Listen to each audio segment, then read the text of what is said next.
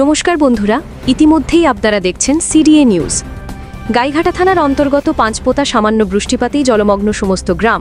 রাস্তার উপর দিয়ে জলস্রোত এমনভাবে বইছে মনে হচ্ছে নদী বয়ে যাচ্ছে। এই রাস্তা দিয়ে সমস্ত লোকের আসা যাওয়া, স্কুলের ছাত্রছাত্রী, অফিস যাত্রী কোমর অবধি জল ডিঙিয়ে চলাচল করতে হচ্ছে। তারপরও বিষধর সাপ ও নানা রকম পোকামাকড় পুরো গ্রামকে আবদ্ধ করে রেখেছে। এখানে পানীয় জলে ভয়াবহ সংকট, মানুষ পায়খানা ও বাথরুম ব্যবহারে চরম অসুবিধায় পড়েছেন। এলাকার বেশিরভাগ মানুষ কৃষি নির্ভরশীল, আর কৃষিক্ষেত্রে সমস্ত ফসল ডুবে গেছে। এখন মানুষ দিশাহারা, তারা অপেক্ষা করছে সরকারের জরুরি সাহায্যের।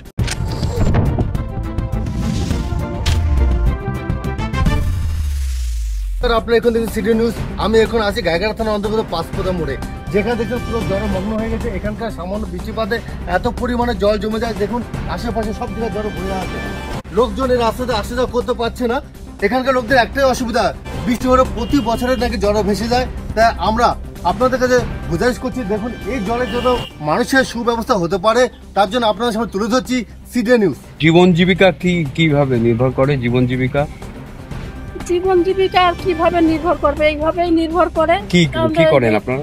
আমরা চাষবাস করি, এই জল উঠে গেলে কি চাষবাস করেন?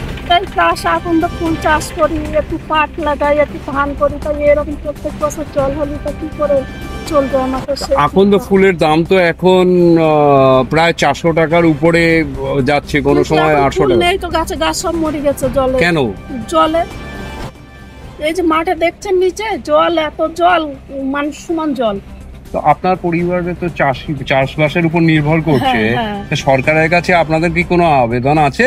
না, সরকারের কাছে কোনো আবেদন নেই। তবে সরকার যদি কোনোদিন মনে করে যে গরিব মানুষদের কিছু করা উচিত, করবে। না করলে না করবে, আর কি করবে। দাদা, আপনি যে জলের মধ্যে দিয়ে হেঁটে আসছেন, আপনার কি কোনো অনুভব হচ্ছে? আসার জন্য খুব কষ্ট হচ্ছে, সাপ টাপ যাচ্ছে, যেতে বাজারে যেতে, বাচ্চারা স্কুলে যেতে খুব সমস্যা হচ্ছে। আচ্ছা, আপনি কি এখানকার বাসিন্দা? হ্যাঁ।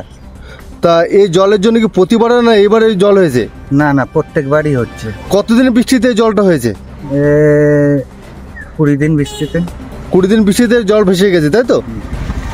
আচ্ছা, আপনার নামটা কি? আমার নাম শুভেন্দু শীল। কোথায় বাড়ি আপনার? পাবনকিয়া।